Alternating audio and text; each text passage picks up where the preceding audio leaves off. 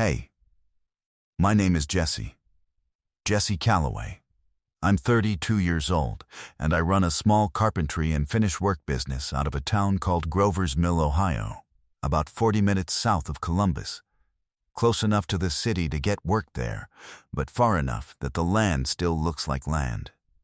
The business is just me, mostly, and a part-time helper named Terrence, who comes in on the bigger jobs and doesn't say much, and does excellent work, which is the combination I prefer in a colleague. What I do, specifically, is custom built-ins and finish carpentry. Bookshelves, mudroom benches, window seats with storage, kitchen cabinet trim that covers whatever the last contractor left behind. It's the kind of work that doesn't exist until someone needs it and then feels like it was always there. I like that. I like taking a corner of a room that was awkward and leaving it with a purpose. A room can carry a lot of unease in its dead corners. Most people don't know that's what they're feeling until you fix it, and they walk in and say, "It feels different in here." I know, that's what I built it to do. My days start early and end when they end. I'm in the shop by 6:30 most mornings. I converted the old detached garage behind my rental on Parish Road into a proper workshop 3 years ago, with climate control and adequate lighting and a lumber rack I built myself along the south wall.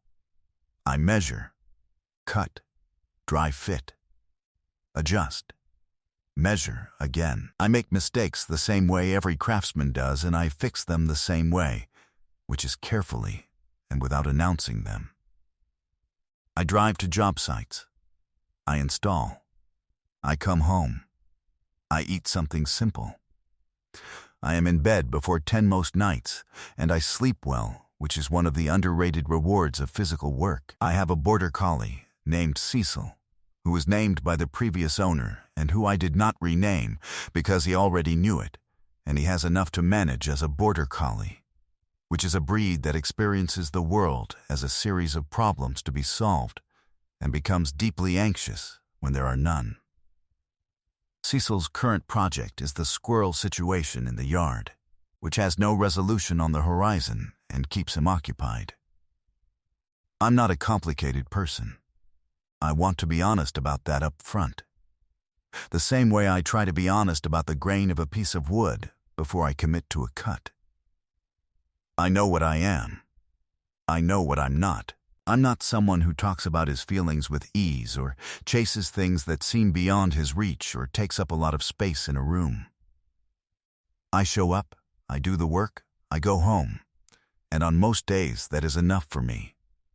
There is, I will admit, a version of that picture that is quieter than it sounds. I am 32 and I live alone on Parish Road, and the shop has better company than the house most evenings. I am not unhappy. I am also not going to stand here and tell you the house doesn't get its particular kind of still by 8 o'clock. You know the kind. I've been the only person in mine since a relationship ended 4 years ago. A woman named Claire who was smart and good and who wanted, in the end, a future that didn't look like Grover's Mill, Ohio. And I couldn't honestly argue with her about that. She moved to Seattle. I stayed. The shop got better. The phone doesn't light up much after 9. That's not a complaint. It's just part of the shape. What happened this past May started, the way a lot of things in my life have started, with my best friend Danny Kowalski calling me on a Tuesday night and saying, "You're coming to the wedding, right?" Danny Kowalski has been my best friend since we were 11 years old and threw rocks at the same drainage ditch behind the Sunoco on Maple for reasons neither of us can reconstruct. He is 33 now, lives in Columbus, sells commercial insurance, and is one of those people who fills a room without trying and then feels genuinely guilty about it. He is getting married in June to a woman named Andrea, who is by every available measure better than he deserves, and he knows it. And he says so, which is the main reason she's marrying him. The wedding was in Millbury, which is where Danny grew up, which is also where I grew up, which is 20 minutes from Grover's Mill. The Kowalski family house is still there. Danny's parents sold it to his older sister 3 years ago when they moved to Florida, and she'd kept it the way it always was, which is to say full of the specific clutter of a family that has lived in the same place for 30 years and accumulated the evidence.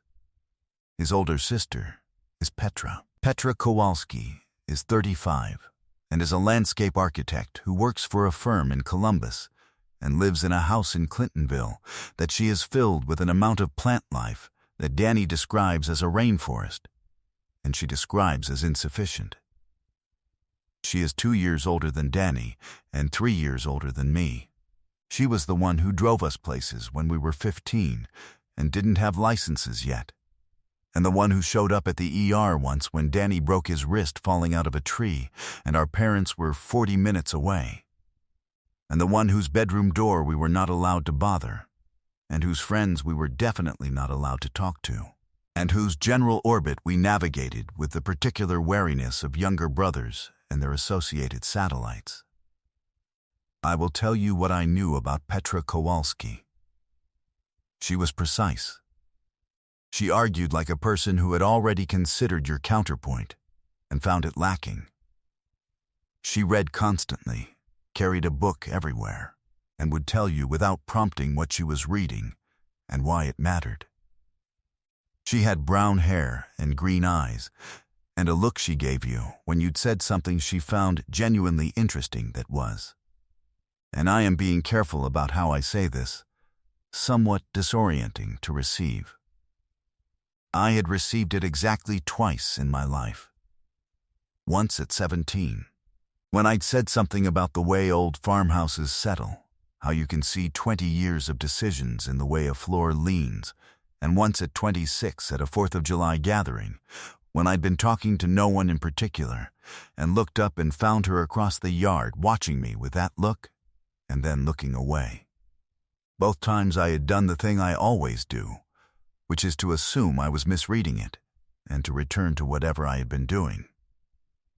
She had dated a man named Stuart for several years, which everyone in both families tracked with the weary awareness of people watching something that is not going anywhere pretend that it might. Stuart was fine. Stuart was the definition of fine. He had left the picture about 2 years ago, according to Danny, who mentioned it the way you mention weather. I had not seen Petra in almost 2 years. The last time was a Christmas gathering at the Kowalski parents' house in Columbus before they moved, which I attended for approximately 3 hours, during which Petra and I had one conversation about a documentary she was watching about old-growth forests that I have thought about more times than I should probably admit. So that is who Petra was, going into that May weekend, and here is what I told myself about her, honestly and clearly, so you understand the whole truth. I had been carefully not thinking about Petra Kowalski my entire adult life. Not because she was Danny's sister, that was part of it, but not the whole of it. Because she was the kind of person you could feel the pull of from across a yard, and I had spent 20 years being practical about myself. And the intersection of those two facts had produced a long, deliberate, practiced exercise in looking somewhere else. I was not going to the wedding expecting anything to happen. I was going because Danny asked, and Danny is my best friend, and there are things you do for people without conditions. I drove to Millbury on the Saturday morning of the wedding weekend, which started with a rehearsal dinner the night before, and a family brunch the morning of, and the ceremony at 3 in the afternoon at a chapel outside town that Andrea's family had used for 3 generations. It was a clear May day, the kind Ohio saves for occasions, and the farmland on either side of the county road was green in the specific way it gets in late spring, when everything is fully committed. The rehearsal dinner was at the Kowalski house, the old house, Petra's house now, in the backyard under the oak that Danny and I had climbed approximately 100 times as kids and that had not gotten smaller. Tables set up on the grass, lights strung between the oak and the fence. Danny's parents down from Columbus, Andrea's parents up from Dayton, assorted cousins and friends filling the spaces between. I arrived at 6 and found the yard already full. I found Danny immediately. He was in the middle of a circle of Andrea's cousins, looking both delighted and slightly overwhelmed, which is his natural state at gatherings. And we shook hands, and he said he was glad I made it. And I said, of course. And then he was pulled back into the circle, and I got a beer from the cooler near the back steps, and stood near the fence where the light was doing something particular through the oak leaves, and looked at the yard. I registered her before I was consciously looking for her. That's the only way I know how to say it. She was near the garden at the far end of the yard, talking to Andrea's mother, wearing a dark blue dress with her hair back and her hands doing the specific thing they do when she's explaining something she finds genuinely important. A small, precise gesture, like she's mapping the contours of the idea in the air.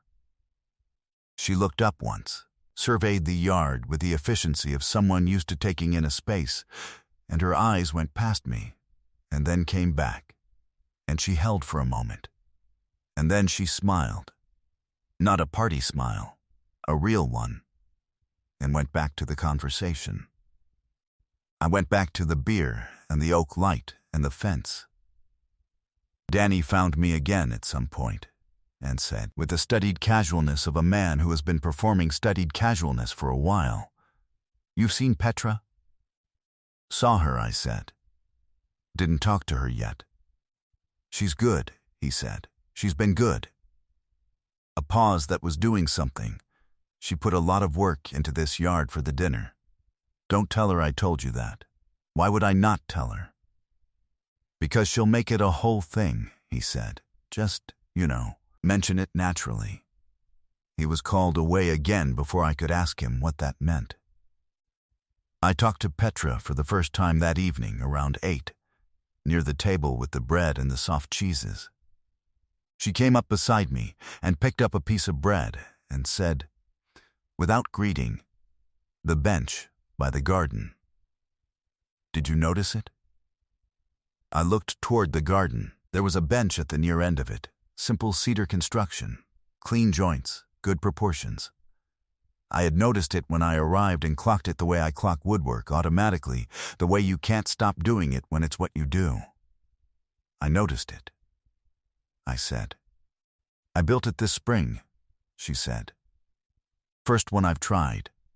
I looked at her. "Seriously?" "I watched some videos, made mistakes, did it over." She looked at it. "The joinery is approximate." "The joinery is fine," I said. "Better than fine. The proportions are right, which is the harder part." She looked at me with the look.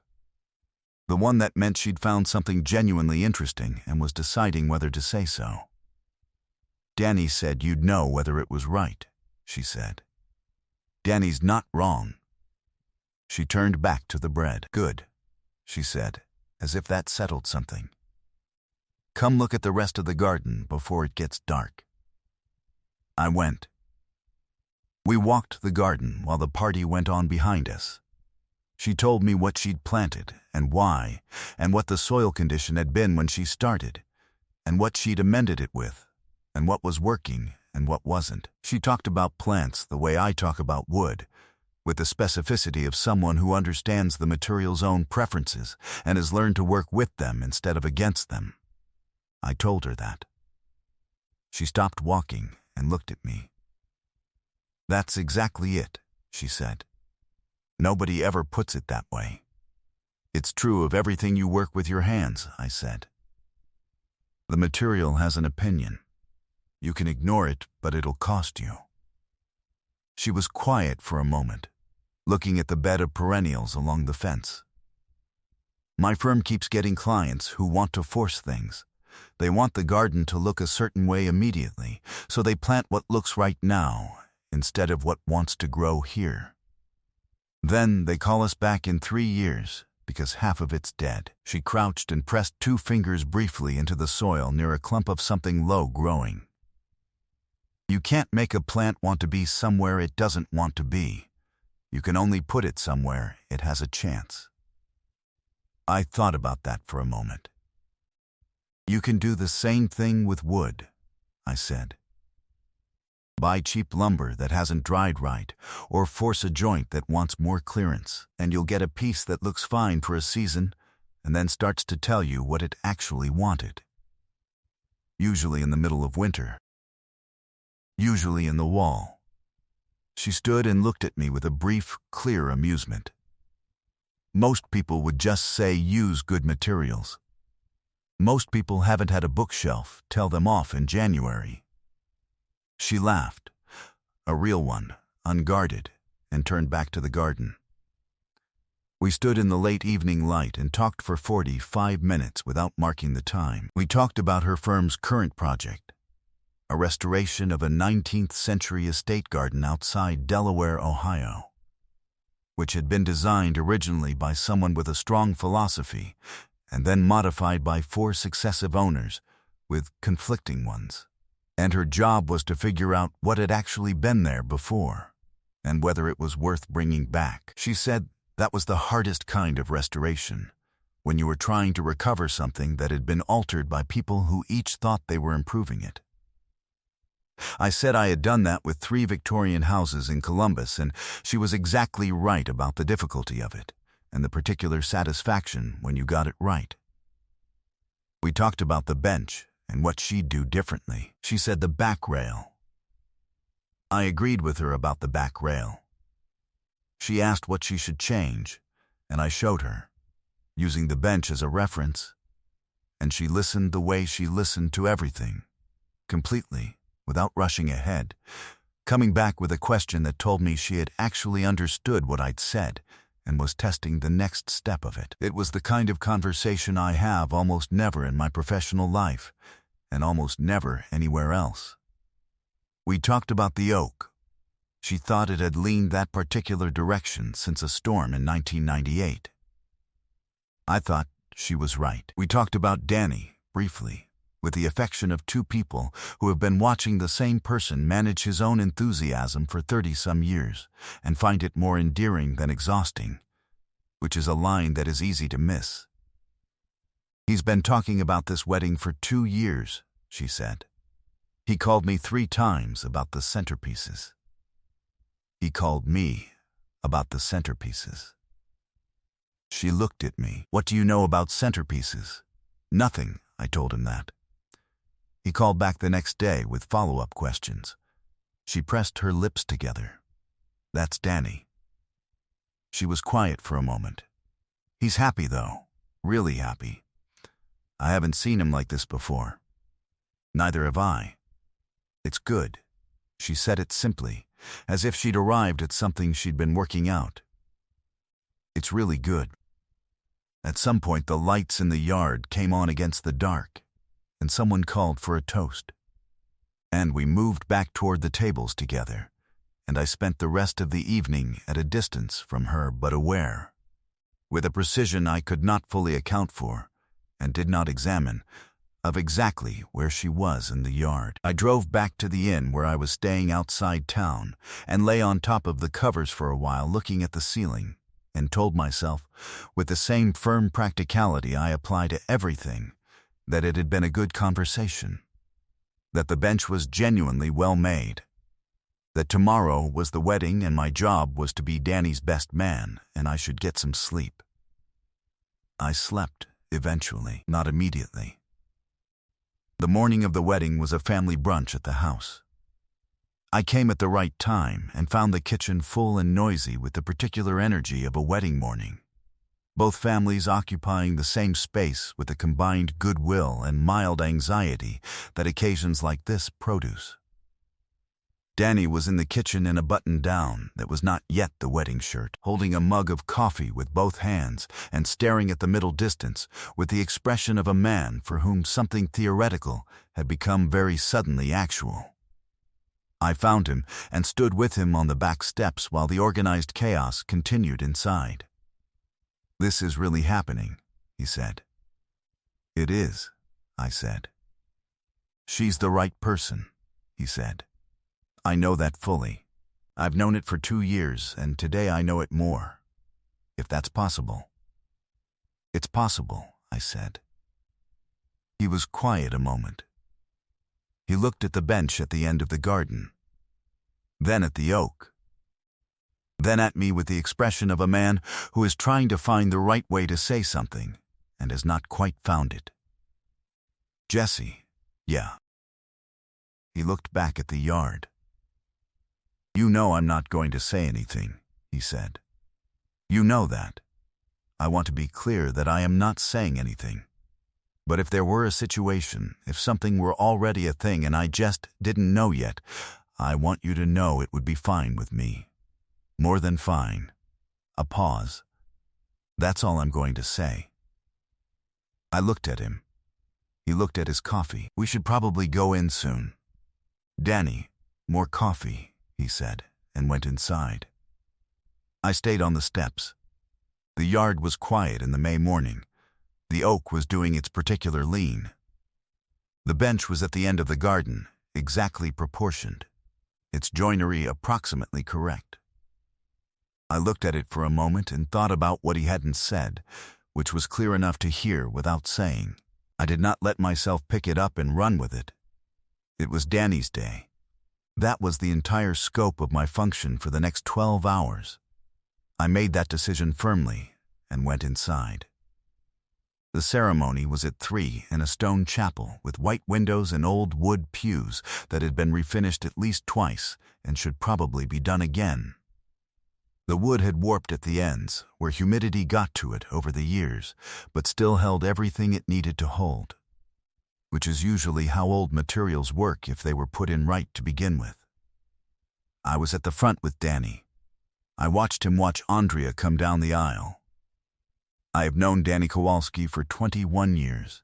I have seen him nervous and scared and sick, and at his absolute worst at 2 in the morning after something fell apart. I have never seen him look the way he looked when she came through that door. It was the look of someone who has identified, with complete certainty, the thing they have been looking for without knowing they were looking. I am not a person who is easily moved by ceremony. I find most formal occasions slightly at odds with the way I experience things, which is quietly and without fanfare. But something about the way Danny looked at Andrea in that moment, not performing his happiness, not managing his face, just completely in it, sat with me in a specific way I couldn't set aside. There are things you see in other people that show you something about yourself. That was one of them. The ceremony was 20 minutes. The vows were their own, which I knew because Danny had told me and then read them to me on the phone in March, because he needed someone to tell him if they were too much. They were not too much. They were exactly right, specific, honest, slightly funny in one place, genuinely moved in another. Andrea's were better, which Danny would freely admit. When it was done and the whole chapel had stood and the light through the white windows was doing something improbable with the afternoon, I looked across the aisle and found Petra looking at the couple at the front of the room, and she had one hand over her mouth, and her eyes were bright, and she looked the way you look when something that was supposed to make you happy makes you happy, and you were not quite prepared for the full weight of it. The reception was at a barn venue a mile from the chapel. It had been renovated well. Someone had kept the bones and the light and the original hardware and added what was necessary without overcorrecting, which is the hardest thing to do with old buildings, and most people don't manage it. There were tables and a dance floor and a bar at one end, and long windows on the east wall letting in the evening light. I did my best man duties. I gave the toast. I had written it in longhand on an index card and practiced it in the shop until Cecil stopped looking alarmed by it, and it landed the way I'd hoped. Which is to say, it was honest and not too long, and made Danny look at his shoes for a moment the way he does when something actually gets to him. I danced once with Andrea's mother when the band played something I recognized. I ate the chicken, which was good. I talked to people I hadn't seen in years and did not feel the particular exhaustion that social evenings usually deposit in me, which I attributed to the occasion and to the quality of the company and to something else I was not fully examining. I watched Petra across the room for most of the evening. I am being honest about that. She moved through the reception the way she moved through everything, with the specific efficiency of someone who knows what they're doing and has stopped performing the knowing of it. She talked to Andrea's grandmother for a long time near the side wall. Both of them bent forward over what looked like a serious point of mutual interest. She helped one of the younger cousins with something that had gone wrong with the centerpiece arrangement without drawing any attention to the fix.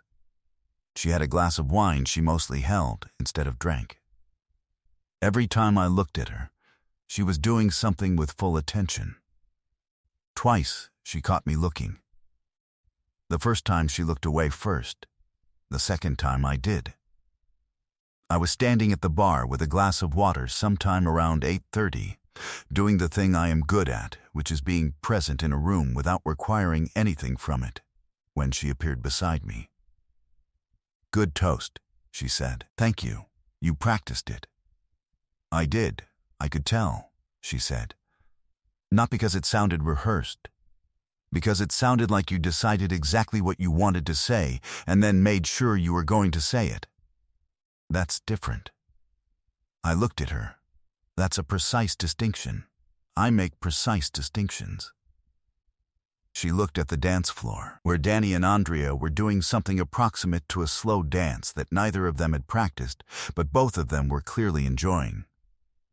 "He looks genuinely happy." "He is." "Good." She watched them. "He deserves to be." She said it simply, without the layered quality I might have expected from a sister on a brother's wedding day. Just the plain fact of it. We stood at the bar for a while without speaking, which was not uncomfortable. The band played. The room did what reception rooms do in the good version of a wedding, filled with something that made you feel, for a specific and temporary window, that things were mostly as they should be. I asked her about the estate garden project. She told me they'd found evidence under a section of overgrown boxwood of the original planting scheme. Someone had used a particular species of ground cover that wasn't common anymore as a filler between the larger specimens, and once they found it in one section, they knew what they were looking for in the others. She described the discovery with the controlled excitement of someone who has trained themselves to be conservative about good news until it's confirmed. "It's like finding the original framing," I said. "Exactly like that," she said. "You know what the builder intended. Everything after that is repair rather than guessing." We talked about repair versus guessing for a few minutes. I told her about a job in Bexley where the original trim package had been partially replaced with something close but not right in the 80s. And my job had been to figure out what the originals had been and reproduce them well enough that you couldn't see the line between old and new. She said that was the whole problem of restoration work. The goal was invisibility. The success condition was that nobody could tell you'd been there. I said that was also the goal of good Finnish carpentry. She said she had always wondered if the trades thought of it that way, or just worked until something looked right. I said some did and some didn't, and the ones who did were the ones worth hiring. She looked at me with a corner of amusement. "How do you know which is which before you hire them?"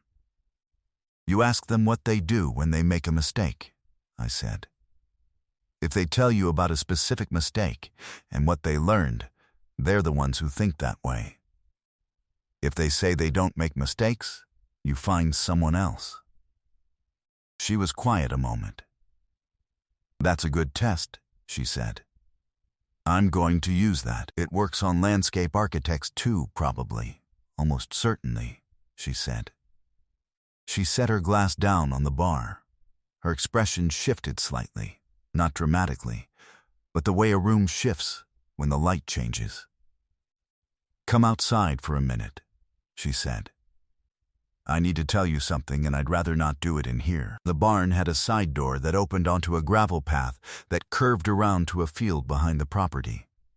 The field was dark, and the stars were out the way they get in May in Ohio when there's no cloud cover, and the sound from the barn was behind us, and the air smelled like cut grass, and the beginning of something.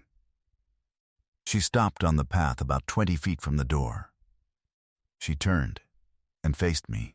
I want to be exact about what I saw, because I think about it, and I want to be exact.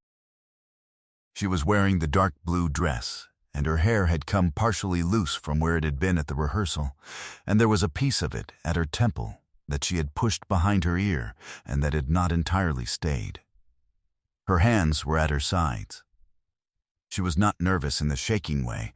She was nervous in the way of someone who has made a decision and is now on the other side of it, past the point where taking it back is available.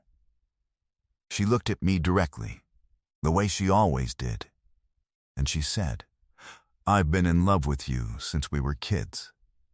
She said it plainly. "The way you say something you have been carrying so long it is worn smooth. I know how that sounds," she said. "I know you're going to say I should have said something years ago. Or maybe that I've built it into something it isn't. And maybe both of those things are true.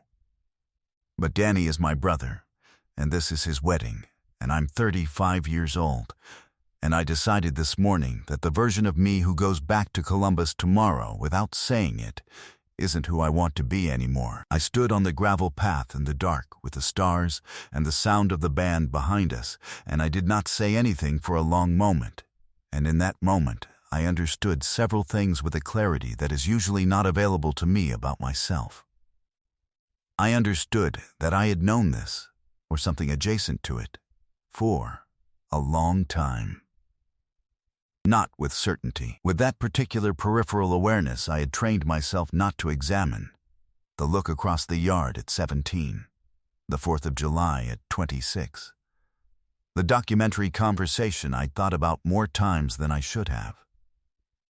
I had named it impractical, and looked away from it so many times that the looking away had become the habit, and the habit had become a form of blindness I had started to mistake for clear-sightedness. I understood that standing on this path saying nothing was the exact thing I had always done. "Petra," I said. "You don't have to. I've been looking at something else every time I should have been looking at you," I said. "For about 15 years. That's not. I'm telling you that's not because there was nothing there. I'm telling you that's because I talked myself out of it on the grounds that it was impractical. And when I do that with a piece of wood, I'm wrong. And I've been wrong here for a long time." She was very still. "I don't know what happens after this," I said. "I don't know what it looks like. I know that I walked around that garden with you last night, and I drove back to the inn and lay on the ceiling for an hour. And I have spent today trying not to know what I know. And I'm tired of being that careful." She looked at me for a long moment. "You're not careful," she said quietly. "You're precise. There's a difference. The ghost of the look, the real one, the one I'd been misreading as directed somewhere else for 20 years. I've been watching you be precise your whole life. You measure twice. You fix your own mistakes. You build things that make the room make sense." She paused. "I'm not a project, Jesse. I know you're not. I'm just," she looked at the field. "I'm 35 and I'm tired of treating the thing I actually want like it's not an option." "So am I said. She looked back at me. The band inside went into something slow, and the light from the barn windows fell across the gravel in long yellow rectangles, and the stars were still doing what they were doing, and I closed the distance on the path, and she stayed where she was, because she had already done the brave thing, and it was my turn. I put my hand against her face, and she put her hand over mine, and we stood there for a moment the way you stand when something you have been circling for years finally becomes still enough to hold.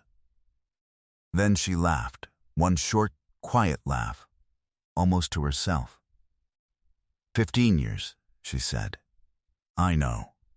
You are so slow. I know, I said. I'm sorry. I'm not, she said.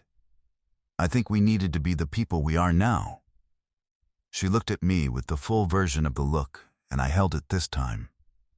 I just would have liked a few more years of it. We have years, I said. She nodded once, like I'd given her a measurement she'd been waiting to confirm. We went back inside. Danny was on the dance floor with Andrea, and he saw us come in, and he looked at my face, and he smiled. The specific smile of a man who has known something for 20 years and has been waiting for the rest of the room to catch up, and then he went back to dancing, which was the perfect thing to do. I danced with Petra once, near the end of the night, to something the band chose that was slow and old, and exactly right for the barn, and the hour and the evening that had turned out to be more than a wedding. She tucked her face briefly against my shoulder. I didn't say anything, neither did she. There are things you don't need to narrate. It is now 14 months since that May, and the garden at the house in Clintonville is, I can tell you from direct experience, significantly more than insufficient. It fills the entire backyard in a way that is ambitious and specific and completely hers. And in the spring it smells like something you'd pay to stand inside. There is a second bench now, at the near end of it, also cedar, also Petra's work, with tighter joinery than the first, and proportions she adjusted based on feedback she asked for, and received and argued about before accepting. The house on Parish Road is still mine. The shop is still the shop. Cecil has developed a grudging tolerance for the presence of a woman who, he has learned, occasionally brings him pieces of cheese from the good grocery store in Columbus and scratches him behind the left ear in a way he finds acceptable. He hasn't fully endorsed the arrangement, but he hasn't opposed it with any serious conviction, which I take as a form of approval. Danny pretends he is not smug. He is not very good at pretending. Andrea says he's been this way for years, and she finds it endearing, and I believe her because she's observed it from closer range than I have. He was right, as it turns out. He is irritatingly often right about things, which is part of what makes him a difficult person to be best friends with, and the exact right person for it, simultaneously. Petra still makes the precise gesture when she's explaining something important. The small movement with her hands, like she's mapping the contours of an idea in the air. I still notice it every time. I think I will always notice it.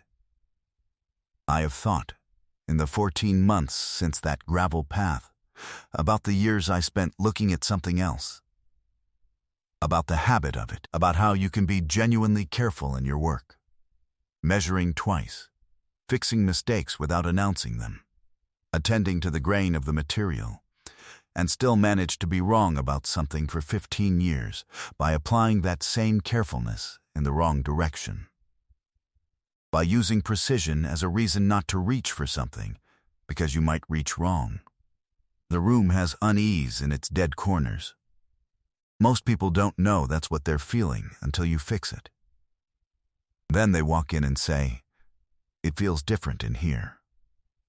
I know. That's what it's supposed to do.